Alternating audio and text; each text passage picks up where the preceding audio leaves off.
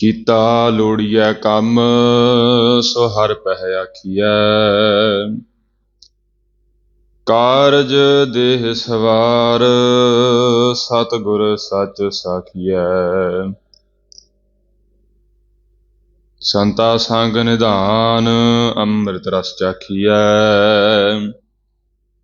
ਭੈ ਪੰਜਨ ਮੇਹਰਵਾਨ ਦਾਸ ਕੀ ਰਾਖੀਐ। ਨਾਨਕ ਹਰਿ ਗੁਣ ਗਾਏ ਅਲਖ ਪ੍ਰਭ ਲਾਖੀਐ। ਮੂਕ ਉਚਰੈ ਸ਼ਾਸਤਰ ਖਟ ਪਿੰਗ ਗਿਰੰ ਚੜ ਜਾਏ। ਅੰਧ ਲਖੈ ਬਦਰੋ ਸੁਨੈ ਜੋ ਕਾਲ ਕਿਰਪਾ ਕਰਾਏ। ਕਹਾ ਬੁੱਧ ਪ੍ਰਭ ਤੁਛ ਹਮਾਰੀ ਬਰਨ ਸਕੈ ਮਹਿਮਾ ਜੋ ਤੁਹਾਰੀ। ਹਮ ਨਾ ਸਕਤ ਕਰ ਸਿਫਤ ਤੁਮਾਰੀ ਆਪ ਲੇਹੋ ਤੁਮ ਕਥਾ ਸੁਧਾਰੀ। ਹਮ ਨਾ ਸਕਤ ਕਰ ਸਿਫਤ ਤੁਮਾਰੀ ਆਪ ਲੇਹੋ ਤੁਮ ਕਥਾ ਸੁਧਾਰੀ।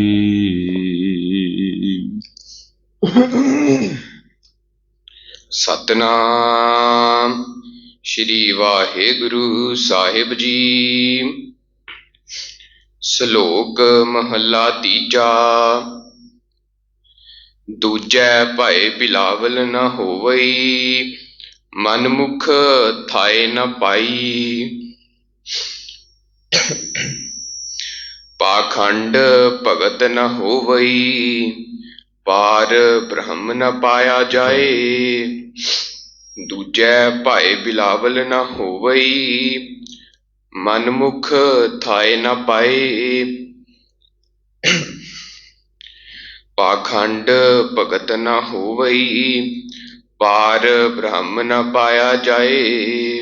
ਵਾਹਿਗੁਰੂ ਜੀ ਕਾ ਖਾਲਸਾ ਵਾਹਿਗੁਰੂ ਜੀ ਕੀ ਫਤਿਹ। ਜੁਗੋ ਜੁਗੇ ਅਟਲ ਸੱਚੇ ਪਾਤਸ਼ਾਹ ਧੰਨ ਸਤਿਗੁਰੂ ਸ੍ਰੀ ਗੁਰੂ ਗ੍ਰੰਥ ਸਾਹਿਬ ਮਹਾਰਾਜ ਸਤਿਗੁਰੂ ਸਾਹਿਬਾਂ ਦੀ ਮਹਾਨ ਕਿਰਪਾ ਦਇਆ ਸਦਕਾ ਜੋ ਸਾਰੀ ਹੀ ਸੰਗਤ ਸਤਿਗੁਰਾਂ ਦੇ ਦਰ ਦੇ ਉੱਪਰ ਪਹੁੰਚ ਕਰਕੇ ਅੰਮ੍ਰਿਤ ਵੇਲੇ ਸਤਿਗੁਰਾਂ ਦੇ ਪਵਿੱਤਰ ਦਰਸ਼ਨ ਦੀਦਾਰੇ ਕਰ ਰਹੇ ਹਨ।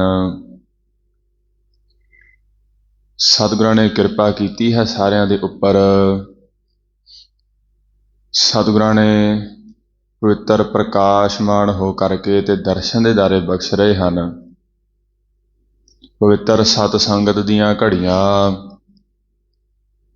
ਕਿਉਂਕਿ ਜਿਨ੍ਹਾਂ ਨੂੰ ਭਾਈ ਗੁਰਦਾਸ ਸਾਹਿਬ ਜੀਆਂ ਨੇ ਫਰਮਾਇਆ ਹੈ ਕਿ ਇਹ ਸਵੇਰ ਦਾ ਸਮਾਂ ਅੰਮ੍ਰਿਤ ਵੇਲੇ ਦਾ ਤੇ ਸੰਧਿਆ ਵੇਲੇ ਦਾ ਸਮਾਂ, ਜੇਕਰ ਇਹ ਦੋ ਸਮਿਆਂ ਨੂੰ ਸਾਂਭ ਲਿਆ ਜਾਵੇ ਤਾਂ ਜਿਸ ਪ੍ਰਕਾਰ ਕਿਸ਼ਤੀ ਪਾਣੀ ਦੇ ਅੰਦਰ ਡੁੱਬੀ ਹੁੰਦੀ ਹੈ ਸਾਰੀ, ਪਰ 2-3 ਉਂਗਲਾਂ ਹੀ ਪਾਣੀ ਤੋਂ ਉੱਪਰ ਬਾਹਰ ਹੁੰਦੀ ਹੈ, ਪਰ ਉਹ ਸਮੁੰਦਰ ਤੋਂ ਪਾਰ ਲੰਘ ਜਾਂਦੀ ਹੈ। ਇਸੇ ਪ੍ਰਕਾਰ ਦੇ ਨਾਲ ਇਹ ਜੋ ਸਵੇਰ ਦਾ ਅੰਮ੍ਰਿਤ ਵੇਲੇ ਦਾ ਸਮਾਂ ਤੇ ਸੰਧਿਆ ਵੇਲੇ ਦੇ ਸਮੇਂ ਜਿਹੜੀ ਸਤ ਸੰਗਤ ਕਰਨੀ ਹੈ, ਜਿਹੜਾ ਸਤਿਗੁਰਾਂ ਦੇ ਦਰ ਤੇ ਆਣ ਕਰਕੇ ਗੁਰਬਾਣੀ ਸੁਣਨੀ, ਸੇਵਾ ਕਰਨੀ ਹੈ, ਇਹ ਉਸ ਕਿਸ਼ਤੀ ਦੀ ਨਿਆਈ ਇਸ ਸੰਸਾਰ ਸਮੁੰਦਰ ਤੋਂ ਪਾਰ ਲਗਾ ਦੇਵੇਗੀ। ਸਤਿਗੁਰੂ ਸਾਹਿਬ ਫਰਮਾਉਂਦੇ ਹਨ, ਬੇਨਤੀਆਂ ਕਰਦੇ ਹਨ ਆਪਾਂ ਸਤਿਗੁਰਾਂ ਅੱਗੇ ਕਿ ਕਿਰਤ ਕਰਮ ਕੇ ਵਿਛੜੇ ਕਰ ਕਿਰਪਾ ਮੇਲੋ ਰਾਮ। ਚਾਰ ਕੁੰਟ ਦਹਿ ਦਿਸ ਭ੍ਰਮੇ ਥੱਕ ਆਏ ਪ੍ਰਭ ਕੀ ਸਾਮ। ਕੀਤੇ ਹੋਏ ਕਰਮਾਂ ਅਨੁਸਾਰ ਸਾਨੂੰ ਫਲ ਇਹ ਮਿਲਿਆ ਕਿ ਅਸੀਂ ਸਤਿਗੁਰੂ ਤੁਹਾਡੇ ਤੋਂ ਵਿਛੜੇ ਹੋਏ ਹਾਂ, ਸਾਡੇ ਤੇ ਕਿਰਪਾ ਕਰਕੇ ਸਾਨੂੰ ਮੇਲ ਲਵੋ। ਚਾਰੇ ਕੁੰਟਾਂ ਦੇ ਅੰਦਰ, 10 ਦਿਸ਼ਾਵਾਂ ਦੇ ਅੰਦਰ ਅਸੀਂ ਫਿਰ ਆਏ ਹਾਂ। ਥੱਕ ਗਏ ਹਾਂ, ਕਿਤਿਓਂ ਆਨੰਦ ਦੀ ਪ੍ਰਾਪਤੀ ਨਹੀਂ ਹੋਈ, ਕਿਤਿਓਂ ਬਿਲਾਵਲ ਆਨੰਦ ਹੈ ਜਿਹੜਾ ਉਸ ਦੀ ਪ੍ਰਾਪਤੀ ਸਾਨੂੰ ਨਹੀਂ ਹੋਈ ਕਿਸੇ ਪਾਸਿਓਂ। ਤੁਸੀਂ ਕਿਰਪਾ ਕਰੋ, ਤੁਹਾਡੀ ਸ਼ਰਨ ਆਏ ਹਾਂ।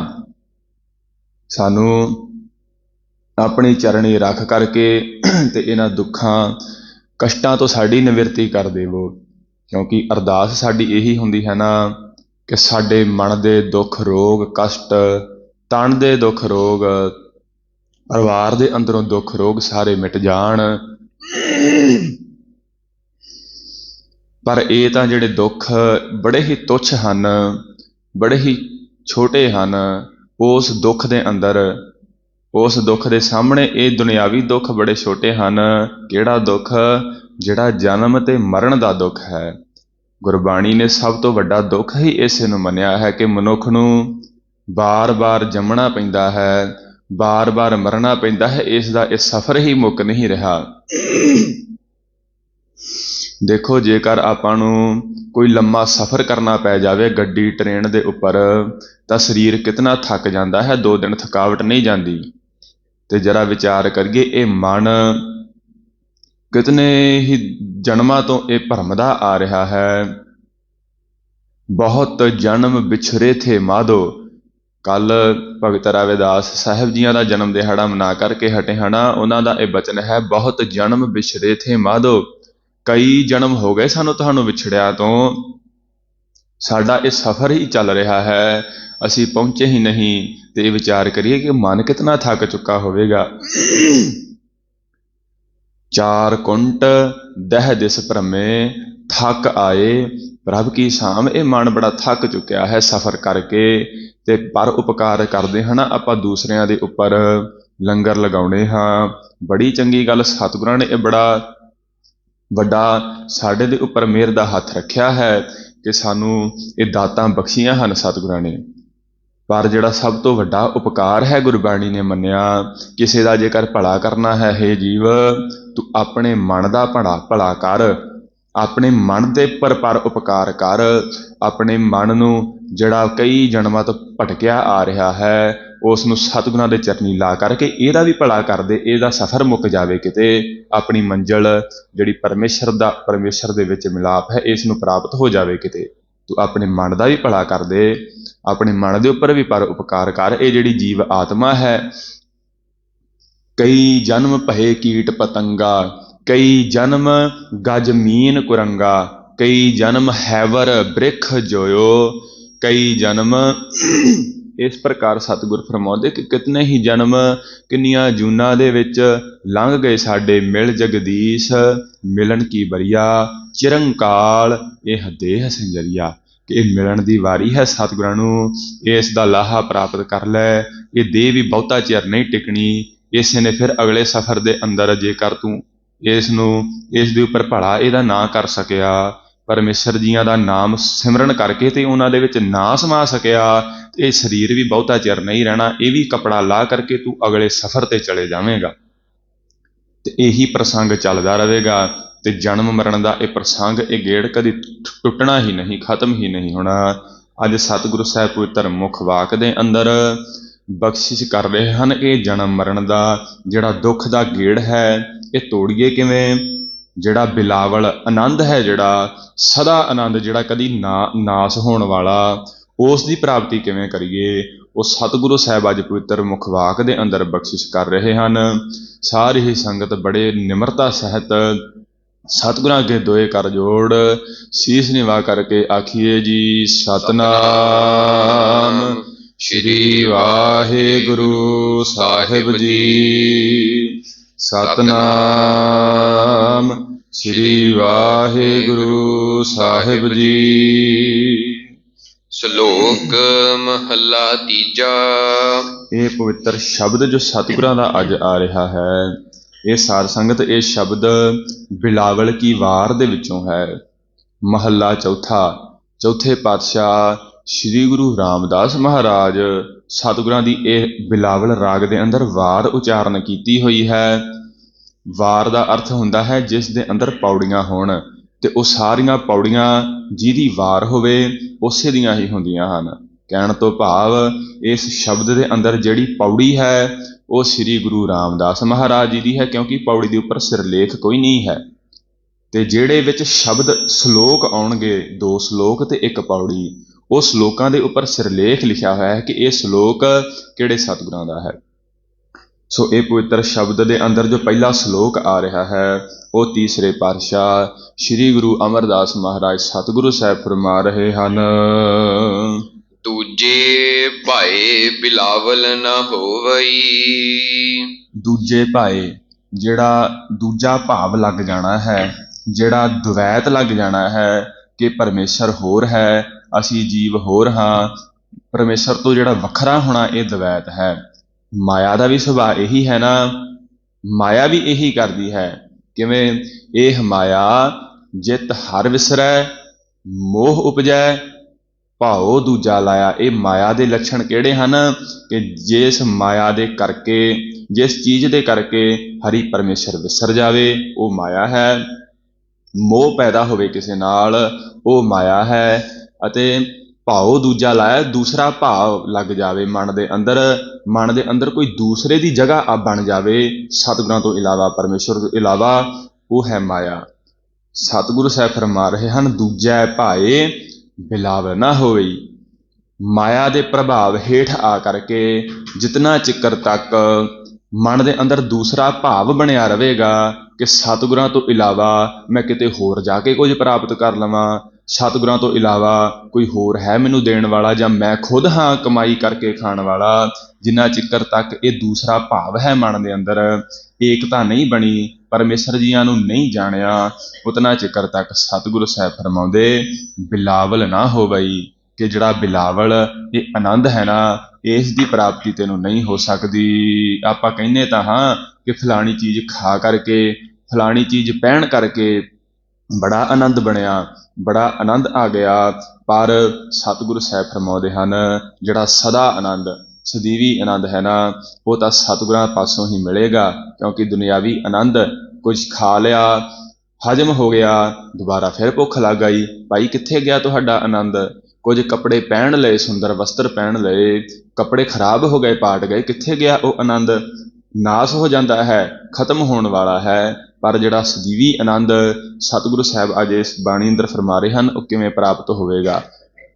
ਸਤਿਗੁਰੂ ਸਾਹਿਬ ਫਰਮਾਇਆ, ਦੂਜੈ ਭਾਏ ਬਿਲਾਵਲ ਨਾ ਹੋਵਈ। ਇਹ ਕਦੇ ਨਾਸ ਹੋਣ ਵਾਲਾ ਜਿਹੜਾ ਆਨੰਦ ਬਿਲਾਵਲ ਹੈ, ਇਹ ਦੂਸਰੇ ਭਾਅ ਦੇ ਵਿੱਚੋਂ ਪ੍ਰਾਪਤ ਨਹੀਂ ਹੋਵੇਗਾ, ਕਿਸੇ ਹੋਰ ਪਾਸੋਂ ਪ੍ਰਾਪਤ ਨਹੀਂ ਹੋਵੇਗਾ ਸਤਿਗੁਰਾਂ ਤੋਂ ਬਿਨਾ। ਮਨਮੁਖ ਥਾਏ ਨਾ ਪਾਏ। ਤੇ ਜਿਤਨਾ ਚਿਰ ਤੱਕ ਆਪਣੇ ਮਨ ਨੂੰ ਹੀ ਮੁਖੀ ਬਣਾ ਕਰਕੇ ਆਪਣਾ ਜੀਵਨ ਬਤੀਤ ਕੀਤਾ, ਮਨ ਦੇ ਮਗਰ ਲੱਗ ਕਰਕੇ, ਮਨ ਕਹਿੰਦਾ ਹੈ ਵਾਸ਼ਨਾ ਮੈਨੂੰ, ਵਾਸ਼ਨਾ ਦਾ ਭੋਗ ਚਾਹੀਦਾ, ਮੈਨੂੰ ਵਾਸ਼ਨਾ ਚਾਹੀਦੀ ਹੈ, ਕੋਈ ਸਦੀਵੀ ਨਹੀਂ, ਥੋੜਾ ਮਾਤਰ ਇਸ ਮਨ ਨੂੰ ਆਨੰਦ ਚਾਹੀਦਾ ਹੁੰਦਾ ਹੈ। ਜਿਵੇਂ ਕੋਈ ਵਸਤੂ ਖਾ ਲਈ, ਮਨ ਕਹਿੰਦਾ ਹੈ ਹਾਂ ਇਹ 'ਚ ਆਨੰਦ, ਇਹ ਖਾ ਲਵੋ, ਇਹ ਕਾਰਜ ਕਰ ਲਵੋ, ਇਹ ਵਿਸ਼ਾ ਭੋਗ ਲਵੋ, ਇਹ ਫਿਲਮਾਂ ਆਦਿਕ ਦੇਖ ਲਵੋ, ਇਹਦੇ 'ਚ ਆਨੰਦ ਹੈ। ਜੇਕਰ ਇਸ ਮਨ ਦੇ ਮਗਰ ਲੱਗੇ, ਮਨਮੁਖ ਥਾਏ ਨਾ ਪਾਏ, ਮਨ ਦੇ ਮਗਰ ਲੱਗੇ ਹੋਣ ਕਰਕੇ ਥਾਂ, ਜਿਹੜੀ ਸੱਚਖੰਡ ਰੂਪ ਥਾਂ ਹੈ, ਉਸ ਨੂੰ ਕਦੀ ਵੀ ਪ੍ਰਾਪਤ ਨਹੀਂ ਹੋ ਸਕੇਗਾ। ਹੇ ਜੀਵ, ਤੂੰ ਦੂਸਰੇ ਭਾਅ ਦੇ ਅੰਦਰ ਲੱਗ ਕੇ ਤੈਨੂੰ ਨਾ ਤਾਂ ਆਨੰਦ ਪ੍ਰਾਪਤ ਹੋਵੇਗਾ, ਤੇ ਮਨ ਦੇ ਮਗਰ ਲੱਗ ਕਰਕੇ ਤੇ ਤੈਨੂੰ ਪਰਮੇਸ਼ਰ ਜੀ ਦਾ ਥਾਂ ਟਿਕਾਣਾ ਪ੍ਰਾਪਤ ਨਹੀਂ ਹੋਵੇਗਾ। ਪਾਖੰਡ ਭਗਤ ਨਾ ਹੋਵਈ। ਪਾਖੰਡ, ਪਾਖੰਡ ਤੋਂ ਭਾਵ ਹੁੰਦਾ ਹੈ ਦੰਭ ਕਰਨਾ, ਕਿ ਹਿਰਦੇ ਅੰਦਰ ਕੁਝ ਹੋਰ ਹੋਵੇ ਤੇ ਉੱਪਰੋਂ ਦਿਖਾਵਾ ਕੁਝ ਹੋਰ ਕਰੀ ਜਾਣਾ। ਹਿਰਦੇ ਅੰਦਰ ਕਪਟ ਹੋਵੇ, ਹਿਰਦੇ ਅੰਦਰ ਵਿਚਾਰ ਕੋਈ ਹੋਰ ਹੋਵੇ, ਪਰ ਦਿਖਾਵੇ ਮਾਤਰ ਇਹ ਧਰਮ ਦੇ ਕਰਮ ਕਰੀ ਜਾਣੇ, ਉਹ ਹੁੰਦਾ ਹੈ ਪਖੰਡ। ਪਰ ਜੇਕਰ ਹਿਰਦਾ ਵੀ ਪ੍ਰੇਮ 'ਚ ਭਿੱਜਿਆ ਹੈ ਤੇ ਪ੍ਰਤੱਖ ਸਰੀਰ ਦੇ ਨਾਲ ਵੀ ਸਤਿਗੁਰਾਂ ਦੀ ਸੇਵਾ ਕਰਨੀ ਹੈ, ਉਹ ਪਖੰਡ ਨਹੀਂ। ਪਖੰਡ ਹੈ ਕਿ ਕੇਵਲ ਦਿਖਾਵੇ ਮਾਤਰ ਕਰਨਾ, ਹਿਰਦਾ ਉਸ ਦੇ ਵਿੱਚ ਨਹੀਂ ਮੰਨ ਰਿਹਾ, ਉਹ ਹੈ ਪਖੰਡ। ਤੇ ਸਤਿਗੁਰੂ ਸਾਹਿਬ ਫਰਮਾਉਂਦੇ ਪਾਖੰਡ ਭਗਤ ਨਾ ਹੋਵਈ। ਜਿਹੜੀ ਪ੍ਰੇਮਾ ਭਗਤੀ ਸਤਿਗੁਰਾਂ ਦੀ ਹੈ ਨਾ, ਉਹ ਪਖੰਡ ਦੇ ਕਰਨ ਦੇ ਨਾਲ ਨਹੀਂ ਹੋਵੇਗੀ। ਕੇਵਲ ਦਿਖਾਉਣ ਮਾਤਰ ਸੇਵਾ ਕਰਨੀ, ਦਿਖਾਉਣ ਮਾਤਰ ਪਾਠ ਕਰਨਾ, ਇਹਦੇ ਨਾਲ ਜਿਹੜੀ ਭਗਤੀ ਹੈ, ਜੋ ਪ੍ਰੇਮ ਹੈ ਸਤਿਗੁਰਾਂ ਦਾ, ਇਹ ਪ੍ਰਾਪਤ ਨਹੀਂ ਹੋ ਸਕਦਾ। ਪਾਰ ਬ੍ਰਹਮ ਨ ਪਾਇਆ ਜਾਏ। ਇਸ ਤਰੀਕੇ ਦੇ ਨਾਲ ਪਾਰ ਬ੍ਰਹਮ ਜਿਹੜਾ ਪਰਮੇਸ਼ਰ ਹੈ ਉਸ ਨੂੰ ਨਹੀਂ ਪਾਇਆ ਜਾ ਸਕਦਾ, ਪ੍ਰਾਪਤ ਨਹੀਂ ਕੀਤਾ ਜਾ ਸਕਦਾ ਦੰਭ ਦਿਖਾਉਣ ਦੇ ਨਾਲ। ਮਨ ਹਠ ਕਰਮ ਕਮਾਵਨੇ ਥਾਏ ਨਾ ਕੋਈ ਪਾਏ। ਤੇ ਜਿਹੜੇ ਮਨ ਹਠ ਮਨ ਨੂੰ ਧੱਕੇ ਦੇ ਨਾਲ ਕਿਸੇ ਕਾਰਜ ਦੇ ਵਿੱਚ ਲਾ ਕਰਕੇ ਕੰਮ ਕਰਨਾ, ਥਾਏ ਨਾ ਕੋਈ ਪਾਏ, ਉਸ ਦਾ ਉਹ ਕਿਸੇ ਥਾਏ ਨਹੀਂ ਪੈਂਦਾ ਕੀਤਾ ਹੋਇਆ ਕੰਮ। ਕਹਿਣ ਤੋਂ ਭਾਵ ਜਿਤਨਾ ਚਿਰ ਤੱਕ ਮਨ ਨਹੀਂ ਮੰਨਿਆ, ਸਤਿਗੁਰਾਂ ਦੇ ਦਰ ਤੇ ਆਉਣ ਤੇ ਸੇਵਾ ਕਰਨ 'ਚ ਮਨ ਨਹੀਂ ਮੰਨਿਆ, ਮਨ ਦੇ ਨਾਲ ਸੇਵਾ ਨਹੀਂ ਕੀਤੀ, ਕੇਵਲ ਪਖੰਡ ਮਾਤਰ ਹੀ ਸੇਵਾ ਕਰ ਲਈ, ਮਨ ਨੂੰ ਧੱਕੇ ਦੇ ਨਾਲ ਲੈ ਆਂਦਾ ਕਿ ਸੰਸਾਰ ਵਿੱਚ ਚਲੋ ਸ਼ੋਭਾ ਹੋਵੇਗੀ ਮੈਂ ਸੇਵਾ ਕਰਦਾ ਹਾਂ, ਪਰ ਮਨ ਨਹੀਂ ਮੰਨਿਆ ਸੇਵਾ ਕਰਨ ਲਈ, ਤਾਂ ਉਸ ਦਾ ਫਿਰ ਸਤਿਗੁਰੂ ਸਾਹਿਬ ਨਤੀਜਾ ਦੱਸਦੇ ਹਨ, ਥਾਏ ਨਾ ਕੋਈ ਪਾਏ। ਤੇ ਉਹ ਕੀਤਾ ਹੋਇਆ ਕਾਰਜ ਕਿਸੇ ਥਾਂ ਟਿਕਾਣੇ ਨਹੀਂ ਪੈਂਦਾ, ਕੋਈ ਉਸ ਦਾ ਫਲ ਪ੍ਰਾਪਤ ਨਹੀਂ ਹੁੰਦਾ। ਨਾਨਕ ਗੁਰਮੁਖ ਆਪ ਵਿਚਾਰੀਐ। ਜਿਤਨਾ ਚਿਰ ਤੱਕ ਮਨ ਨਹੀਂ ਮੰਨਦਾ, ਮਨ ਹੱਠ ਕਰਮ ਕਮਾਵਣੇ ਆ ਨਾ, ਮਨ ਨੂੰ ਮੰਨਿਆ ਨਹੀਂ ਮਨ, ਪਰ ਜਦੋਂ ਮਨ ਮੰਨ ਗਿਆ ਇਸ ਕਾਰਜ ਨੂੰ ਕਰਨ ਦੇ ਅੰਦਰ, ਸੇਵਾ ਕਰਨ ਦੇ ਅੰਦਰ ਮਨ ਮੰਨ ਗਿਆ, ਭਗਤ ਸਾਹਿਬ ਫਰਮਾਉਂਦੇ ਹਨ ਫਿਰ ਕਹੋ ਕਬੀਰ ਮਨ ਮਾਨਿਆ ਤਉ ਹਰ ਜਾਣਿਆ। ਜਦੋਂ ਮਨ ਮੰਨ ਗਿਆ ਪਰਮੇਸ਼ਰ ਜੀਆਂ ਦੇ ਨਾਲ, ਉਦੋਂ ਪਰਮੇਸ਼ਰ ਜੀ ਨੂੰ ਫਿਰ ਜਾਣ ਲਈਦਾ ਹੈ, ਉਹਨਾਂ ਦੀ ਪ੍ਰਾਪਤੀ ਹੋ ਜਾਂਦੀ ਹੈ। ਸਤਿਗੁਰੂ ਸਾਹਿਬ ਫਰਮਾਉਂਦੇ ਮਨ ਨੂੰ ਮਨਾਉਣ ਦੀ ਗੱਲ ਹੈ, ਮਨ ਜੀਤੈ ਜਗ ਜੀਤ। ਇਹ ਮਨ ਨੂੰ ਜਦੋਂ ਜਿੱਤ ਲਿਆ, ਮਨ ਨੂੰ ਆਪਣੇ ਵਸ ਕਰ ਲਿਆ, ਆਪਣੇ ਅਨੁਸਾਰੀ ਕਰ ਲਿਆ, ਉਦੋਂ ਤੇਰੀ ਜਿੱਤ ਪ੍ਰਾਪਤ ਹੋਵੇਗੀ, ਪਰਮੇਸ਼ਰ ਦੀ ਪ੍ਰਾਪਤੀ ਤੈਨੂੰ ਹੋ ਜਾਵੇਗੀ। ਵਿੱਚੋਂ ਨਾਨਕ ਗੁਰਮੁਖ ਆਪ ਵਿਚਾਰੀਐ ਵਿੱਚੋਂ ਆਪ ਗਵਾਹੇ। ਇਸ ਕਰਕੇ ਹੁਣ ਜਿਹੜੇ ਹੁੰਦੇ ਹਨ ਗੁਰਮੁਖ, ਉਹ ਆਪਦੇ ਆਪ ਦੀ ਵਿਚਾਰ ਕਰਦੇ ਹਨ। ਸਤਿਗੁਰੂ ਸਾਹਿਬ ਫਰਮਾਉਂਦੇ ਗੁਰਮੁਖ ਜਿਹੜੇ ਆ ਸਤ ਸੰਗਤ ਦੇ ਵਿੱਚ ਮਿਲ ਕਰਕੇ ਆਪਣੇ ਆਪ ਦੀ ਵਿਚਾਰ ਕਰਦੇ ਹਨ, ਆਪਦਾ ਆਪਾ ਦੇਖਦੇ ਹਨ, ਕਿਉਂਕਿ ਸਤਿਗੁਰੂ ਸਾਹਿਬ ਇਹ ਸਵੈ ਬਿੰਬ ਹਨ, ਸ਼ੀਸ਼ਾ ਹਨ। ਤੇ ਇਸ ਦੇ ਸੰਗਤ ਦੇ ਅੰਦਰ ਆਣ ਕਰਕੇ ਜਿਹੜੇ ਗੁਰਸਿੱਖ ਗੁਰਮੁਖ ਹਨ, ਉਹ ਸਤਿਗੁਰਾਂ ਪਾਸੋਂ ਆਪਣਾ ਹਿਰਦਾ ਦੇਖਦੇ ਹਨ ਕਿ ਕਿਤੇ ਸਾਡੇ ਹਿਰਦੇ ਵਿੱਚ ਤਾਂ ਕਪਟ ਨਹੀਂ, ਅਸੀਂ ਤਾਂ ਪਖੰਡ ਨਹੀਂ ਕਰ ਰਹੇ, ਅਸੀਂ ਦਿਖਾਵੇ ਮਾਤਰ ਤਾਂ ਨਹੀਂ ਕਾਰਜ ਕਰ ਰਹੇ। ਇਹ ਗੁਰਮੁਖ ਜਿਹੜੇ ਹਨ ਉਹ ਆਪਦੇ ਆਪ ਦੀ ਵਿਚਾਰ ਕਰਦੇ ਹਨ। ਨਾਨਕ ਗੁਰਮੁਖ ਆਪ ਵਿਚਾਰੀਐ ਫਿਰ ਵਿੱਚੋਂ ਆਪ ਗਵਾਏ। ਤੇ ਉਹ ਆਪਦੇ ਵਿੱਚੋਂ ਆਪਾ ਭਾਵ ਮਿਟਾ ਦਿੰਦੇ ਹਨ, ਅਹੰਕਾਰ ਖਤਮ ਕਰ ਦਿੰਦੇ ਹਨ, ਕਿਉਂਕਿ ਉਹਨਾਂ ਨੇ ਆਪਦਾ ਆਪਾ ਦੇਖ ਲਿਆ। ਸਤਿਗੁਰਾਂ ਨੇ ਉਹਨਾਂ ਨੂੰ ਦਿਖਾ ਦਿੱਤਾ ਕਿ ਇਹ ਜਿਹੜੇ ਤੁਸੀਂ ਕਾਰਜ ਕਰ ਰਹੇ ਹੋ ਇਹ ਹਉਮੈ ਵਸ ਹੈ, ਦਿਖਾਵੇ ਵਸ ਹੈ, ਇਹ ਥਾਂ ਵਿੱਚ ਨਹੀਂ ਪੈਣੇ, ਇਹ ਕਬੂਲ ਨਹੀਂ ਪੈਣੇ। ਇਸ ਕਰਕੇ ਜਿਹੜੇ ਗੁਰਮੁਖ ਸਤਿਗੁਰਾਂ ਪਾਸ ਆਣ ਕਰਕੇ ਆਪਦੇ ਹਿਰਦੇ ਦੀ ਵਿਚਾਰ ਕਰਦੇ ਹਨ ਕਿ ਕਿਤੇ ਅਸੀਂ ਇਹਨਾਂ ਦੀ ਗਿਣਤੀ ਵਿੱਚ, ਪਖੰਡ ਵਾਲੀ ਗਿਣਤੀ ਵਿੱਚ ਤਾਂ ਨਹੀਂ ਆਪਣੇ ਕਾਰਜ ਕਰੀ ਜਾਂਦੇ। ਫਿਰ ਇਸ ਤਰੀਕੇ ਦੇ ਨਾਲ ਉਹ ਵਿਚਾਰ ਕਰਕੇ ਆਪਣੇ ਹਿਰਦੇ ਨੂੰ ਸੁੱਧ ਕਰਨ ਦਾ ਯਤਨ ਕਰਦੇ ਹਨ, ਵਿੱਚੋਂ ਆਪ ਗਵਾਏ। ਹੰਕਾਰ ਛੱਡ ਕਰਕੇ ਸਤਿਗੁਰਾਂ ਪਾਸ ਆਉਂਦੇ ਹਨ, ਆਪਦੀ ਹੈਂਕੜ ਹਉਮੈ ਛੱਡ ਕਰਕੇ ਸਤਿਗੁਰਾਂ ਦੇ ਦਰ ਤੇ ਆਣ ਕਰਕੇ ਤੇ ਵਿੱਚੋਂ ਆਪ ਗਵਾਏ, ਆਪਦਾ ਆਪਾ ਤਿਆਗ ਕਰਕੇ ਸਤਿਗੁਰਾਂ ਦੇ ਬਚਨਾਂ ਦੇ ਅਨੁਸਾਰੀ ਹੋ ਜਾਂਦੇ ਹਨ। ਆਪੇ ਆਪ ਪਾਰ ਬ੍ਰਹਮ ਹੈ, ਪਾਰ ਬ੍ਰਹਮ ਵਸਿਆ ਮਨ ਆਏ।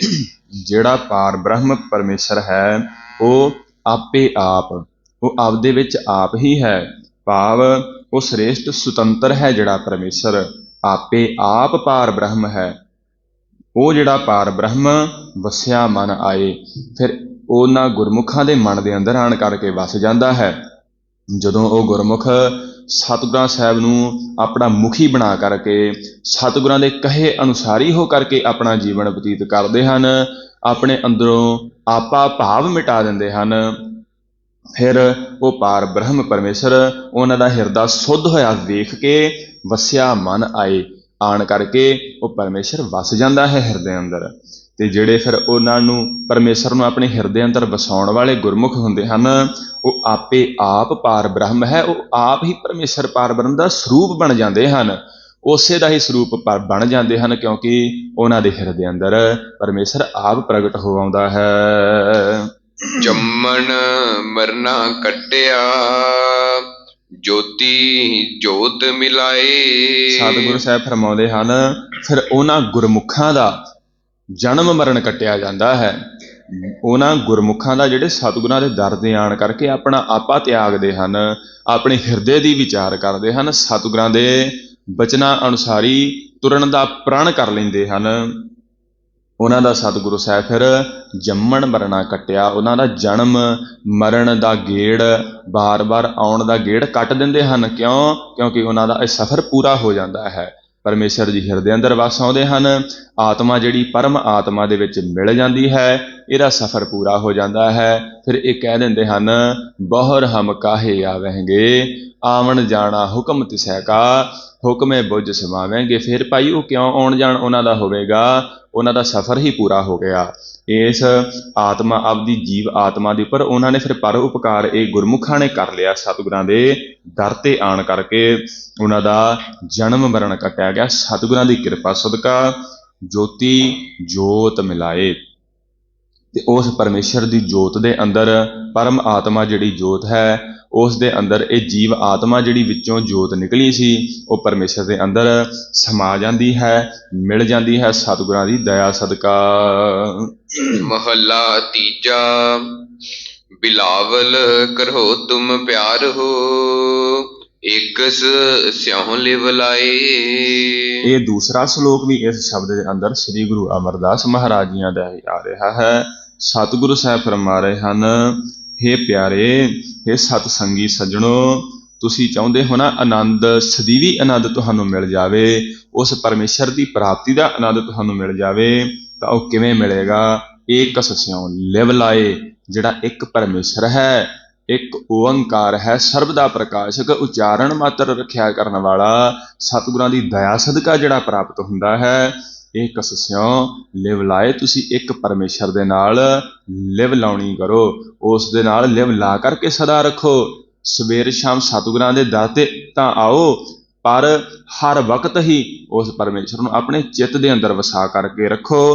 ਹਰ ਵਕਤ ਹੀ ਆਪਣੇ ਚਿੱਤ ਦੇ ਅੰਦਰ ਉਸ ਪਰਮੇਸ਼ਰ ਨੂੰ ਯਾਦ ਕਰੀ ਜਾਵੋ। ਸਿਮਰਨ ਦੇ ਜ਼ਰੀਏ, ਬਾਣੀ ਪੜ੍ਹੋ, ਬਾਣੀ ਸੁਣਨ ਦੇ ਜ਼ਰੀਏ, ਕਥਾ ਸੁਣਨ ਦੇ ਜ਼ਰੀਏ ਉਸ ਪਰਮੇਸ਼ਰ ਦੇ ਨਾਲ ਹਰ ਵਕਤ ਲਿਵ ਲਾ ਕਰਕੇ ਰੱਖੋ, ਜਿਹਦੇ ਨਾਲ ਤੁਹਾਨੂੰ ਬਿਲਾਵਲ ਕਰੇ ਹੋ ਤੁਮ ਪਿਆਰੇ ਹੋ, ਜਿਹਦੇ ਨਾਲ ਤੁਹਾਨੂੰ ਇਹ ਬਿਲਾਵਲ ਆਨੰਦ ਦੀ ਪ੍ਰਾਪਤੀ ਹੋ ਜਾਵੇਗੀ।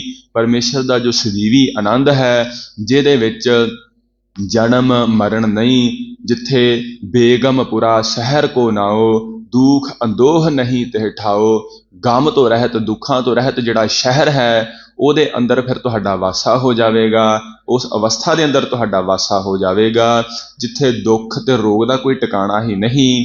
ਐਸੇ ਅਵਸਥਾ ਦੇ ਤੁਸੀਂ ਮਾਲਕ ਬਣ ਜਾਓਗੇ, ਐਸਾ ਸਦੀਵੀ ਆਨੰਦ ਤੁਹਾਨੂੰ ਪ੍ਰਾਪਤ ਹੋ ਜਾਵੇਗਾ। ਕਿਵੇਂ ਪ੍ਰਾਪਤ ਹੋਵੇਗਾ? ਏਕਸ ਸਿਉ ਲਿਵ ਲਾਏ, ਇੱਕ ਪਰਮੇਸ਼ਰ ਦੇ ਨਾਲ ਹਰ ਵਕਤ ਲਿਵ ਲਾਈ ਰੱਖਣ ਦੇ ਸਦਕਾ।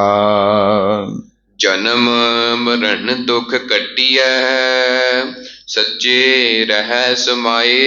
ਇਹ ਜਿਹੜਾ ਜਨਮ ਤੇ ਮਰਨ ਦਾ ਦੁੱਖ ਹੈ, ਬਾਰ-ਬਾਰ 84 ਲੱਖ ਗੇੜ ਦੇ ਵਿੱਚ ਫਿਰਨ ਦਾ ਦੁੱਖ ਹੈ, ਉਹ ਕੱਟਿਆ ਕਿਵੇਂ ਜਾਵੇਗਾ? ਸੱਚੇ ਰਹਿ ਸਮਾਏ ਤੇ ਏਕਸ ਸਿਉ ਲਿਵ ਲਾਏ, ਇੱਕ ਪਰਮੇਸ਼ਰ ਦੇ ਨਾਲ ਲਿਵ ਲਾਈ ਰੱਖਣ ਦੇ ਨਾਲ ਤੇ ਸੱਚੇ ਪਰਮੇਸ਼ਰ ਦੇ ਵਿੱਚ ਸਮਾ ਜਾਣ ਦੇ ਨਾਲ ਇਹ ਜਨਮ ਮਰਨ ਦਾ ਦੁੱਖ ਕੱਟਿਆ ਜਾਵੇਗਾ। ਸੱਚੇ ਰਹਿ ਸਮਾਏ, ਸੱਚੇ ਪਰਮੇਸ਼ਰ ਦੇ ਅੰਦਰ ਕਿਵੇਂ ਸਮਾਉਣਾ ਹੈ?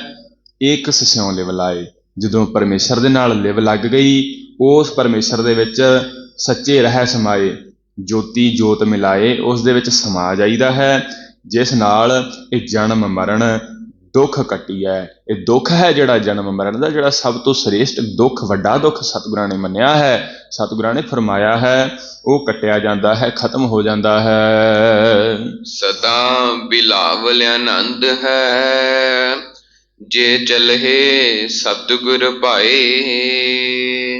ਜੇਕਰ ਹੇ ਜੀਵ ਤੂੰ ਸਦਾ ਬਿਲਾਵਲ ਆਨੰਦ ਚਾਹੁੰਦਾ ਹੈ, ਜਿਹੜਾ ਕਦੀ ਨਾ ਨਾਸ ਹੋਵੇ ਆਨੰਦ, ਜਿਹੜਾ ਖੇੜਾ, ਜਿਹੜੀ ਚੜ੍ਹਦੀ ਕਲਾ ਵਾਲੀ ਅਵਸਥਾ, ਆਨੰਦ ਮੰਗਲ ਵਾਲੀ ਅਵਸਥਾ, ਉਹ ਜੇ ਤੂੰ ਚਾਹੁੰਦਾ ਹੈ ਤੈਨੂੰ ਪ੍ਰਾਪਤ ਹੋਵੇ, ਤਾਂ ਇੱਕੋ ਕੰਮ ਹੈ, ਬੇਨਤੀ ਸਤਿਗੁਰਾਂ ਅੱਗੇ ਕਰਨੀ ਕਿ ਸਤਿਗੁਰੂ ਸਾਨੂੰ ਇਸ ਬਚਨ ਦੇ ਉੱਪਰ ਚੱਲਣ ਦਾ ਬਲ ਉਦਮ ਬਖਸ਼ੋ। ਕਿਹੜਾ? ਸਤਿਗੁਰੂ ਸਾਹਿਬ ਫਰਮਾਉਂਦੇ, ਜੇ ਚੱਲਹਿ ਸਤਿਗੁਰ ਭਾਏ, ਕਿ ਜੇਕਰ ਤੂੰ ਸਤਿਗੁਰਾਂ ਦੇ ਭਾਣੇ ਅਨੁਸਾਰ, ਸਤਿਗੁਰਾਂ ਦੇ ਕਹੇ ਹੋਏ ਬਚਨ ਦੇ ਅਨੁਸਾਰ ਚੱਲੇਗਾ, ਫਿਰ ਸਦਾ ਬਿਲਾਵਲ ਆਨੰਦ ਹੈ।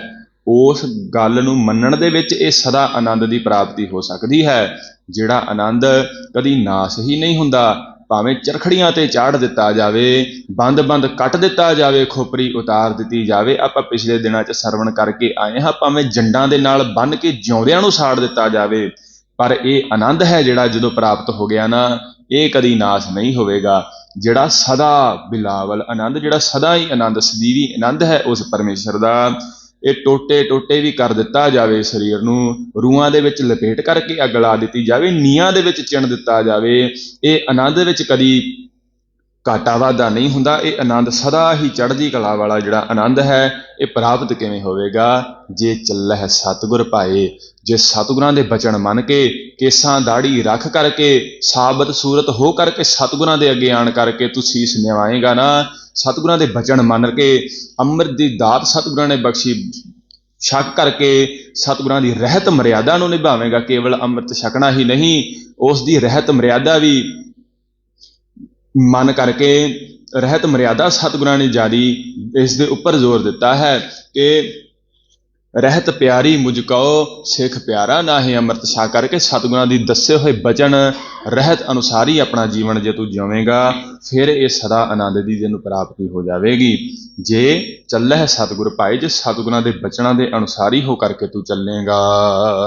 ਸਤ ਸੰਗਤੀ ਬਹਿ ਭਾਉ ਕਰ, ਸਦਾ ਹਰ ਕੇ ਗੁਣ ਗਾਏ। ਹੁਣ ਜੇ ਚੱਲੈ ਸਤਿਗੁਰ ਭਾਏ, ਜੇ ਸਤਿਗੁਰਾਂ ਦੇ ਅਨੁਸਾਰ ਹੀ ਹੋ ਕਰਕੇ ਚੱਲੇਗਾ, ਉਹ ਕਿਵੇਂ ਚੱਲਣਾ ਹੈ? ਸਤਿਗੁਰੂ ਕੀ ਕਹਿੰਦੇ ਹਨ ਕਰਨ ਨੂੰ? ਸਤਿਗੁਰੂ ਸਾਹਿਬ ਫਰਮਾਉਂਦੇ ਹਨ, ਸਤ ਸੰਗਤੀ ਬਹਿ ਭਾਉ ਕਰ।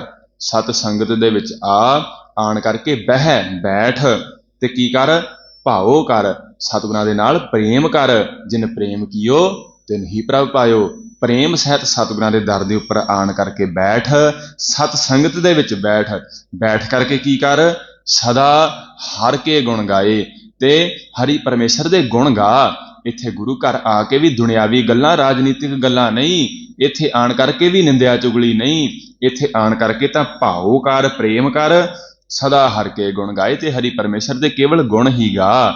ਤੇ ਇਸ ਤਰੀਕੇ ਨਾਲ ਸਦਾ ਹੀ ਆਪਣੇ ਜੀਵਨ ਦੇ ਅੰਦਰ ਵਿਚਰਦਿਆ ਹੋਵੇ, ਹਰ ਵਕਤ ਹਰੀ ਪਰਮੇਸ਼ਰ ਦੇ ਗੁਣ ਗਾ। ਇਹ ਸਤਿਗੁਰੂ ਸਾਹਿਬ ਹੁਕਮ ਕਰ ਰਹੇ ਹਨ। ਜੇ ਆਪਾਂ ਚਾਹੁੰਦੇ ਹਾਂ ਕਿ ਅਸੀਂ ਵੀ ਸਤਿਗੁਰਾਂ ਦੇ ਅਨੁਸਾਰ ਹੀ ਚੱਲੀਏ, ਜੇ ਚੱਲਹਿ ਸਤਿਗੁਰ ਭਾਏ, ਜਿਹਦੇ ਨਾਲ ਉਹ ਸਦਾ ਆਨੰਦ ਪ੍ਰਾਪਤ ਹੋਣਾ ਹੈ, ਉਹ ਇਹੀ ਹੈ ਸਤਿਗੁਰਾਂ ਅਨੁਸਾਰ ਹੀ ਚੱਲਣਾ, ਕਿ ਸਤ ਸੰਗਤ ਦੇ ਵਿੱਚ ਆਣ ਕਰਕੇ ਬੈਠਣਾ, ਪ੍ਰੇਮ ਦੇ ਨਾਲ ਬੈਠਣਾ, ਹੰਕਾਰ ਨਾਲ ਨਹੀਂ, ਪ੍ਰੇਮ ਦੇ ਨਾਲ ਬੈਠ ਕਰਕੇ ਸਤਿਗੁਰਾਂ ਦੇ ਪ੍ਰੇਮ ਦੇ ਨਾਲ ਬਚਨ ਉਚਾਰਨੇ, ਸੁਣਨੇ, ਗੁਣ ਗਾਇਨ ਕਰਨਾ। ਇਹ ਸਤਿਗੁਰੂ ਸਾਹਿਬ ਬਚਨ ਫਰਮਾਉਂਦੇ ਹਨ। ਇਦਾਂ ਚੱਲ ਕਰਕੇ ਤੂੰ ਫਿਰ ਇਹ ਸਦਾ ਆਨੰਦ ਦੀ ਪ੍ਰਾਪਤੀ ਕਰ ਲਵੇਂਗਾ। ਨਾਨਕ ਸੇ ਜਨ ਸੋਹਣੇ, ਜੇ ਗੁਰਮੁਖ ਮੇਲ ਮਿਲਾਏ। ਸਤਿਗੁਰੂ ਸਾਹਿਬ ਫਰਮਾਉਂਦੇ, ਸੇ ਜਨ ਸੋਹਣੇ, ਉਹੀ ਸੋਹਣੇ ਹਨ ਕਿਹੜੇ? ਜੇ ਗੁਰਮੁਖ ਮੇਲ ਮਿਲਾਏ। ਜਿਹੜੇ ਗੁਰਮੁਖ, ਜਿਹੜੇ ਮੁਖੀ ਸਤਿਗੁਰੂ ਹਨ, ਉਹਨਾਂ ਦੇ ਨਾਲ ਮਿਲਦੇ ਹਨ, ਅਥਵਾ ਜਿਹੜੀ ਸਤ ਸੰਗਤ ਹੈ, ਗੁਰਮੁਖਾਂ ਦੀ ਸੰਗਤ, ਉਹ ਸਤ ਸੰਗਤ ਦੇ ਵਿੱਚ ਆਣ ਕਰਕੇ ਬੈਠਦੇ ਹਨ, ਜਿਹੜੇ ਉਹੀ ਸੋਹਣੇ ਹਨ, ਉਹੀ ਸੋਭਨੀਕ ਹਨ। ਕਿਉਂਕਿ ਸਤਿਗੁਰਾਂ ਨੇ ਇਹ ਬੜਾ ਸਪਸ਼ਟ ਦੱਸ ਦਿੱਤਾ ਕਿ ਸੁੰਦਰ ਕਿਹੜੇ ਹਨ ਤੇ ਕਰੂਪ ਭੈੜੇ ਜੀਵ ਬਦਸੂਰਤ ਕਿਹੜੇ ਹਨ। ਜਿਨ ਅੰਦਰ ਨਿੰਦਾ ਦੁਸ਼ਟ ਹੈ, ਨੱਕ ਵੱਡੇ ਨੱਕ ਵਢਾਇਆ। ਜਿਨ੍ਹਾਂ ਦੇ ਅੰਦਰ ਨਿੰਦਾ ਦੁਸ਼ਟੀ ਹੈ, ਨਿੰਦਾ ਹੈ, ਜਿਨ੍ਹਾਂ ਦੇ ਹਿਰਦੇ ਦੇ ਅੰਦਰ ਕਰਦੇ ਹਨ ਹਰ ਵਕਤ, ਉਹਨਾਂ ਦੇ ਭਾਈ ਮਾਨੋ ਨੱਕ ਹੀ ਵੱਡੇ ਹੋਏ ਹਨ। ਤੇ ਵੱਡੇ ਨੱਕ ਵਾਲਾ ਕਿਤਨਾ ਬਦਸੂਰਤ ਲੱਗਦਾ ਹੈ, ਆਪਾਂ ਸਾਰੇ ਜਾਣਦੇ ਹਾਂ। ਜਿਨ੍ਹਾਂ ਦੇ ਅੰਦਰ ਨਿੰਦਾ ਹੈ, ਨਿੰਦਾ ਦਾ ਰੋਗ, ਦੁਸ਼ਟ ਨਿੰਦਾ ਹੈ ਜਿਨ੍ਹਾਂ ਦੇ ਅੰਦਰ, ਉਹਨਾਂ ਦੇ ਮਾਨੋ ਨੱਕ ਹੀ ਵੱਡੇ ਹੋਏ ਹਨ। ਮਹਾਕਰੂਪ ਦੁਖੀਏ ਸਦਾ, ਕਾਲੇ ਮੋਹ ਮਾਇਆ, ਉਹ ਸਦਾ ਹੀ ਕਰੂਪ, ਸਦਾ ਦੁੱਖ ਪਾਉਂਦੇ ਹਨ, ਤੇ ਮਾਇਆ ਨੇ ਉਹਨਾਂ ਦੇ ਮੂੰਹ ਕਾਲੇ ਕੀਤੇ ਹੋਏ ਹਨ। ਇਤਨੇ ਉਹ ਕਰੂਪ ਹਨ। ਭਲਕੇ ਉੱਠ ਨਿਤ ਪਰ ਦਰਬ ਹਿਰਹਿ, ਹਰ ਨਾਮ ਚੁਰਾਇਆ। ਤੋਂ ਨਿਤ ਉੱਠ ਕਰਕੇ ਪਰਾਇਆ ਧਨ, ਪਰਾਇਆ ਤਨ ਤੱਕਦੇ ਹਨ। ਉਹ ਹਨ ਸਭ ਤੋਂ ਵੱਡੇ ਕਰੂਪ। ਹਰ ਜੀਓ ਤਿਨ ਕੀ ਸੰਗਤ ਮਤ ਕਰੋ, ਰੱਖ ਲੇਹੋ ਹਰ ਰਾਇਆ। ਸਤਿਗੁਰੂ ਸਾਹਿਬ ਫਰਮਾਉਂਦੇ ਐਸੇ ਨਿੰਦਕਾਂ ਦੀ, ਐਸੇ ਕੁਕਰਮੀਆਂ ਦੀ, ਐਸੇ ਦੂਸਰਿਆਂ ਦਾ ਧਨ ਖਾਣ ਵਾਲੇ, ਦੂਸਰਿਆਂ ਦੇ ਤਣ ਤੇ ਨਿਗਾਹ ਰੱਖਣ ਵਾਲੇ, ਇਹਨਾਂ ਦੀ ਸੰਗਤ ਤੂੰ ਕਦਾਚਿਤ ਵੀ ਨਹੀਂ ਕਰਨੀ, ਕਿਉਂਕਿ ਇਹ ਕਰੂਪ ਹਨ, ਇਹ ਸੁੰਦਰ ਨਹੀਂ ਹਨ। ਸੁੰਦਰ ਕਿਹੜੇ ਹਨ? ਸਤਿਗੁਰੂ ਸਾਹਿਬ ਨੇ ਫਰਮਾਇਆ ਸੇਈ ਸੁੰਦਰ ਸੋਹਣੇ, ਸਾਧ ਸੰਗ ਜਿਨ ਬਹਿਣੇ। ਜਿਹੜੇ ਸਤਿਗੁਰਾਂ ਦੇ ਦਰ ਤੇ ਆਣ ਕਰਕੇ ਬੈਠਦੇ ਹਨ, ਸਤਿਗੁਰਾਂ ਦੀ ਸੰਗਤ ਦੇ ਵਿੱਚ ਸਤ ਸੰਗਤੀ ਬਹਿ ਭਾਓ ਕਰ, ਪ੍ਰੇਮ ਕਰਕੇ ਸਤਿਗੁਰਾਂ ਦੇ ਦਰ ਤੇ ਆਣ ਕਰਕੇ ਤੇ ਬਚਨ ਸੁਣਦੇ ਹਨ ਤੇ ਸਤਿਗੁਰਾਂ ਦੇ ਬਚਨ ਮੰਨਦੇ ਹਨ, ਉਹ ਹਨ ਸੇਈ ਸੁੰਦਰ ਸੋਹਣੇ। ਇਸ ਪਵਿੱਤਰ ਬਚਨ ਦੇ ਅੰਦਰ ਵੀ ਸਤਿਗੁਰ ਫਰਮਾਉਂਦੇ ਹਨ, ਨਾਨਕ ਸੇ ਜਨ ਸੋਹਣੇ ਜੇ ਗੁਰਮੁਖ ਮੇਲ ਮਿਲਾਏ। ਜਿਹੜੇ ਗੁਰਮੁਖਾਂ ਦੇ ਨਾਲ ਮੇਲ ਰੱਖਦੇ ਹਨ, ਗੁਰਮੁਖਾਂ ਦੀ ਸੰਗਤ ਕਰਦੇ ਹਨ, ਸਤ ਸੰਗਤ ਸਤਿਗੁਰਾਂ ਦੀ ਕਰਦੇ ਹਨ, ਉਹੀ ਭਾਈ ਸੋਹਣੇ ਕਹੇ ਜਾਂਦੇ ਹਨ ਇਸ ਸੰਸਾਰ ਅੰਦਰ। ਪੌੜੀ ਸਭਨਾ ਜੀਆਂ ਵਿੱਚ ਹਰਿਆਪ, ਸੋ ਭਗਤਾਂ ਕਾ ਮਿਤ ਹਰ। ਇਹ ਪੌੜੀ ਧੰਨ ਸ੍ਰੀ ਗੁਰੂ ਰਾਮਦਾਸ ਮਹਾਰਾਜ ਜੀ ਦੁਆਰਾ ਉਚਾਰਨ ਕੀਤੀ ਹੋਈ ਹੈ। ਇਸ ਦੇ ਅੰਦਰ ਸਤਿਗੁਰੂ ਫਰਮਾ ਰਹੇ ਹਨ ਕਿ ਸਭਨਾ ਜੀਆਂ ਵਿੱਚ ਹਰ ਆਪ, ਹਰੀ ਪਰਮੇਸ਼ਰ ਜੋ ਸਾਰਿਆਂ ਨੂੰ ਹਰਿਆ ਭਰਿਆ ਕਰਨ ਵਾਲਾ ਹੈ, ਸਾਰੇ ਜੀਵਾਂ ਨੂੰ ਪ੍ਰਕਾਸ਼ ਬਣਾਉਣ ਵਾਲਾ ਹੈ, ਪੈਦਾ ਕਰਕੇ ਉਹਨਾਂ ਦੀ ਉਤਪਤੀ ਤੇ ਪ੍ਰਤਪਾਲਣਾ ਕਰਨ ਵਾਲਾ ਹੈ, ਉਹ ਸਭਨਾ ਜੀਆਂ ਵਿੱਚ, ਉਹ ਸਾਰੇ ਜੀਵਾਂ ਦੇ ਅੰਦਰ ਉਹ ਆਪ ਵਰਤ ਰਿਹਾ ਹੈ, ਆਪ ਉਸ ਦੀ ਜੋਤ ਸਾਰਿਆਂ ਦੇ ਅੰਦਰ ਵਿਆਪ ਰਹੀ ਹੈ। ਸੋ ਭਗਤਾਂ ਕਾ ਮਿਤ ਹਰ, ਐਸਾ ਉਹ ਪਰਮੇਸ਼ਰ ਜੋ ਸਾਰਿਆਂ ਜੀਵਾਂ ਦੇ ਅੰਦਰ ਵਿਆਪ ਰਿਹਾ ਹੈ, ਉਹ ਆਪਣੇ ਭਗਤਾਂ ਦਾ ਮਿੱਤਰ ਹੈ। ਆਪਣੇ ਭਗਤਾਂ ਨੂੰ ਮਿੱਤਰਾਂ ਦੀ ਨਿਆਈ ਉਹਨਾਂ ਦੇ ਨਾਲ ਵਿਚਰਦਾ ਹੈ। ਜਿਵੇਂ ਆਪਾਂ ਹਰ ਗੱਲਬਾਤ ਆਪਣੇ ਮਿੱਤਰ ਦੇ ਨਾਲ ਕਰਦੇ ਹਾਂ, ਦੁੱਖ ਦੀ ਹੋਵੇ ਸੁੱਖ ਦੀ ਹੋਵੇ, ਕਈ ਅਜਿਹੀਆਂ ਗੱਲਾਂ ਜੋ ਘਰਦਿਆਂ ਨਾਲ ਨਹੀਂ ਕੀਤੀਆਂ ਜਾ ਸਕਦੀਆਂ, ਉਹ ਮਿੱਤਰਾਂ ਦੇ ਨਾਲ ਕੀਤੀਆਂ ਜਾ ਸਕਦੀਆਂ ਹਨ। ਐਸੇ ਹਨ ਸਤਿਗੁਰੂ ਸਾਹਿਬ, ਆਪਣੇ ਭਗਤਾਂ ਦੇ ਮਿੱਤਰ ਹਨ, ਸਾਰੇ ਉਹਨਾਂ ਦੀ ਸਾਰ ਮਿੱਤਰ ਹੋ ਕਰਕੇ ਕਰਦੇ ਹਨ। ਸਭ ਕੋਈ ਹਰ ਕੈ ਵਸ, ਭਗਤਾ ਕੈ ਆਨੰਦ ਘਰ। ਜੇਕਰ ਕਿਸੇ ਨੂੰ ਕਿਸੇ ਵਿਅਕਤੀ ਦਾ ਮਾਣ ਹੋਵੇ ਨਾ ਕਿ ਉਹ ਫਲਾਣਾ ਨੇਤਾ ਹੈ, ਉਸ ਦੇ ਕੋਲ ਬਹੁਤ ਉਸ ਦੀ ਤਾਕਤ ਪਾਵਰ ਹੈ, ਜੇ ਸੱਤਾ ਵਿੱਚ ਹੋਵੇ ਜੇਕਰ, ਤੇ ਜੇ ਉਸ ਦਾ ਕੋਈ ਮਿੱਤਰ ਬਣ ਜਾਵੇ ਤੇ ਕਿਤਨਾ ਉਹ ਅਹੰਕਾਰ ਦੇ ਅੰਦਰ ਫਿਰਦਾ ਹੈ ਕਿ ਮੇਰਾ ਫਲਾਣਾ ਸੱਤਾਧਾਰੀ ਕੋਈ ਨੇਤਾ ਮੇਰਾ ਮਿੱਤਰ ਹੈ, ਮੈਂ ਕੋਈ ਵੀ ਕੰਮ ਉਹਦੇ ਪਾਸੋਂ ਕਰਵਾ ਸਕਦਾ ਹਾਂ। ਪਰ ਵਿਚਾਰ ਕਰੀਏ ਜਿਹੜੇ ਭਗਤ ਜਨ ਹਨ ਨਾ, ਉਹਨਾਂ ਦਾ ਮਿੱਤਰ ਜਿਹੜਾ ਪਰਮੇਸ਼ਰ ਹੈ, ਸਾਰੀ ਸ੍ਰਿਸ਼ਟੀ ਜਿਹਦੇ ਹੁਕਮ ਦੇ ਅੰਦਰ ਚੱਲਦੀ ਹੈ, ਜਿਸ ਦੀ ਸੱਤਾ ਕਦੀ ਨਹੀਂ ਜਾਂਦੀ, ਕਦੀ ਨਾਸ ਨਹੀਂ ਹੁੰਦੀ, ਤੇ ਐਸਾ ਭਗਤ, ਐਸਾ ਪਰਮੇਸ਼ਰ ਉਹਨਾਂ ਭਗਤਾਂ ਦਾ ਮਿੱਤਰ ਹੈ ਜਿਹੜਾ ਪਰਮੇਸ਼ਰ ਦੇ ਅੰਦਰ ਉਹਦੇ ਵਸ ਸਭ ਕੋਈ ਹਰ ਕੈ ਵਸ। ਜਿਹੜੇ ਪਰਮੇਸ਼ਰ ਦੇ ਅੰਦਰ ਸਾਰੇ ਜੀਵ ਹੀ ਵਸ ਵਿੱਚ ਹਨ ਜਿਹੜੇ ਪਰਮੇਸ਼ਰ ਦੇ, ਐਸਾ ਭਗਤਾਂ ਦਾ ਉਹ ਮਿੱਤਰ ਜਦੋਂ ਬਣ ਜਾਂਦਾ ਹੈ, ਫਿਰ ਭਗਤਾਂ ਕੈ ਆਨੰਦ ਘਰ, ਫਿਰ ਉਸ ਭਗਤਾਂ, ਉਹਨਾਂ ਭਗਤਾਂ ਦੇ ਘਰ ਦੇ ਅੰਦਰ, ਹਿਰਦੇ ਦੇ ਅੰਦਰ ਸਦਾ ਹੀ ਆਨੰਦ ਬਣਿਆ ਰਹਿੰਦਾ ਹੈ। ਕਿਉਂ? ਕਿਉਂਕਿ ਸਾਰੀਆਂ ਚਿੰਤਾਵਾਂ ਹੀ ਖਤਮ ਹੋ ਜਾਂਦੀਆਂ ਹਨ। ਚਿੰਤਾਵਾਂ ਖਤਮ ਹੋ ਗਈਆਂ ਕਿਉਂਕਿ ਪਰਮੇਸ਼ਰ ਜੋ ਮਿੱਤਰ ਬਣ ਗਿਆ, ਤੇ ਜਿਸ ਸਮੇਂ ਪਰਮੇਸ਼ਰ ਮਿੱਤਰ ਬਣ ਗਿਆ ਤੇ ਉਹਦੇ ਪਾਸੋਂ ਫਿਰ ਵਸਤੂਆਂ ਆਪ ਮੰਗ ਵੀ ਲਈਦੀਆਂ ਹਨ। ਜੇ ਨਾ ਦੇਵੇ, ਜੇ ਪਰਮੇਸ਼ਰ ਜੀ ਨਾ ਦੇਣ ਤੇ ਵਸਤੂਆਂ ਮੰਗ ਵੀ ਲਈਦੀਆਂ ਹਨ ਆਪਣੇ ਮਿੱਤਰ ਪਾਸੋਂ। ਐਸਾ ਉਹ ਸਾਰਾ ਸੰਸਾਰ ਹੀ ਜਿਹਦੇ ਵਸ ਵਿੱਚ ਹੈ। ਜੋ ਜਨ ਤੁਮਰੀ ਭਗਤ ਕਰਨ ਤੇ ਤਿਨ ਕੇ ਕਾਜ ਸਵਾਰਤਾ। ਭਗਤਾਂ ਨੂੰ ਇਹ ਭਰੋਸਾ ਬਣ ਜਾਂਦਾ ਹੈ, ਉਹ ਪਰਮੇਸ਼ਰ ਜਿਹਦੀ ਅਸੀਂ ਭਗਤੀ ਕਰਦੇ ਹਾਂ, ਉਹ ਸਾਡੇ ਸਾਰੇ ਕਾਰਜ ਆਪ ਸਵਾਰੇਗਾ। ਭਗਤਾ ਕਹਿ ਆਨੰਦ ਘਰ, ਇਸ ਕਰਕੇ ਉਹਨਾਂ ਦੇ ਘਰ ਦੇ ਅੰਦਰ ਵੀ ਤੇ ਉਹਨਾਂ ਦੇ ਹਿਰਦੇ ਘਰ ਦੇ ਅੰਦਰ ਵੀ ਸਦਾ ਆਨੰਦ ਹੀ ਬਣਿਆ ਰਹਿੰਦਾ ਹੈ, ਕੋਈ ਚਿੰਤਾ ਰਹਿ ਹੀ ਨਹੀਂ ਜਾਂਦੀ, ਕਿਉਂਕਿ ਉਹ ਪਰਮੇਸ਼ਰ ਸਾਰਿਆਂ ਤੇ ਹੁਕਮ ਚਲਾਉਣ ਵਾਲਾ ਉਹਨਾਂ ਦਾ ਮਿੱਤਰ ਬਣ ਜਾਂਦਾ ਹੈ। ਹਰ ਭਗਤਾਂ ਕਾ ਮੇਲੀ ਸਰਬਤ ਸੋ, ਨਿਸਲ ਜਨ ਟੰਗ ਧਰ।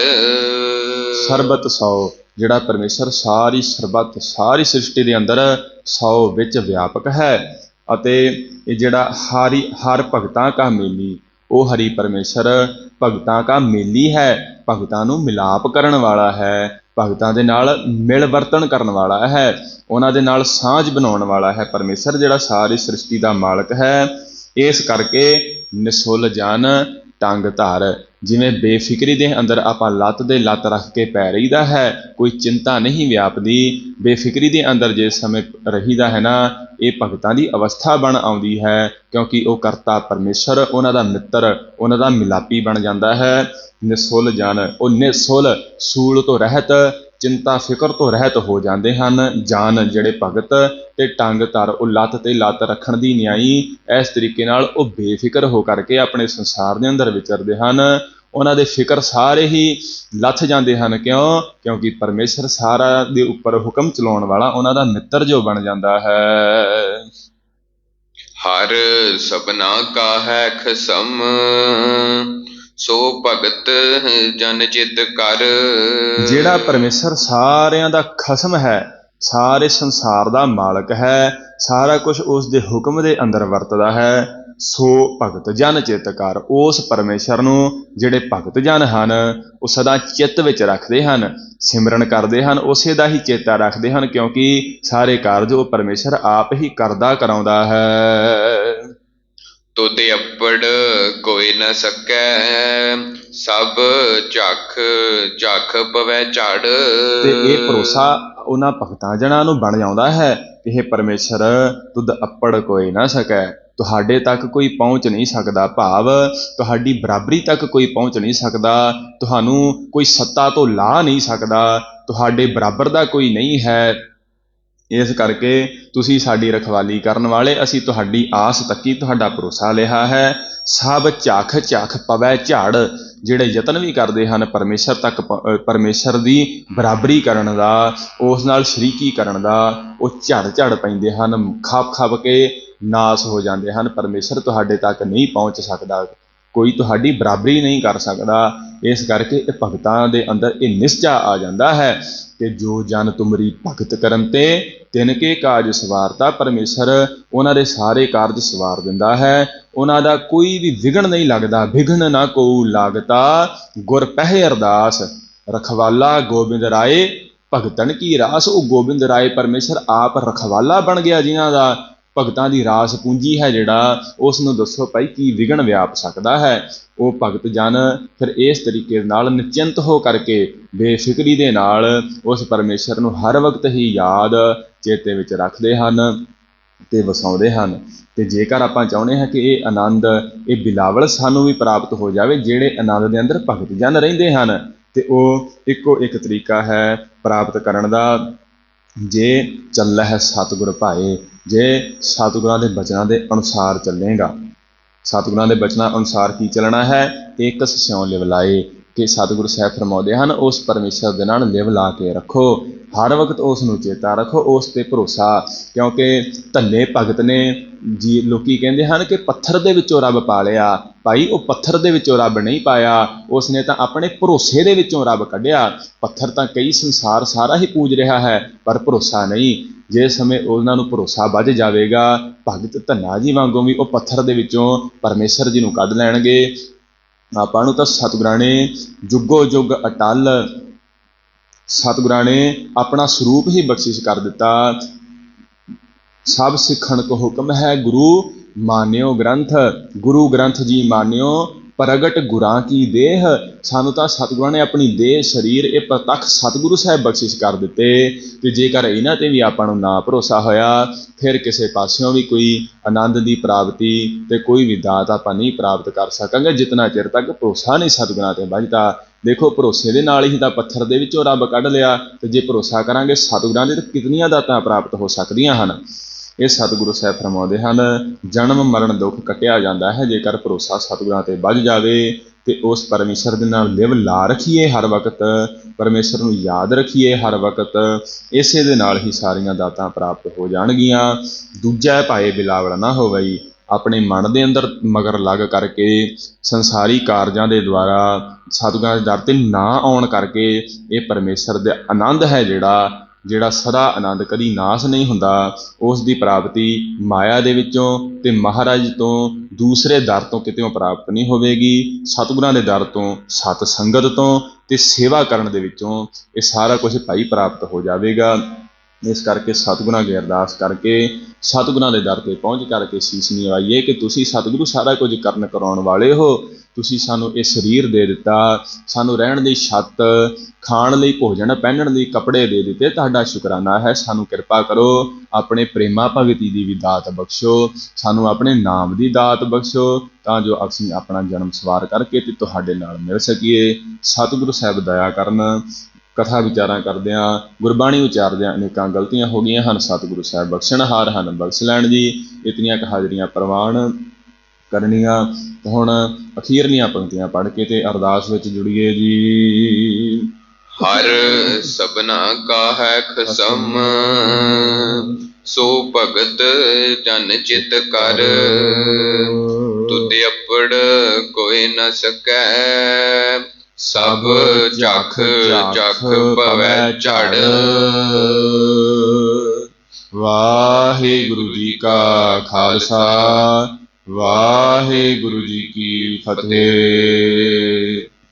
ਹੇ ਅਚੁੱਤ ਹੈ ਪਾਰ ਬ੍ਰਹਮ, ਅਬਿਨਾਸੀ ਅਗਨਾਸ। ਹੇ ਪੂਰਨ ਹੈ ਸਰਬ ਮੈਂ, ਦੁਖ ਭੰਜਨ ਗੁਣਤਾਸ।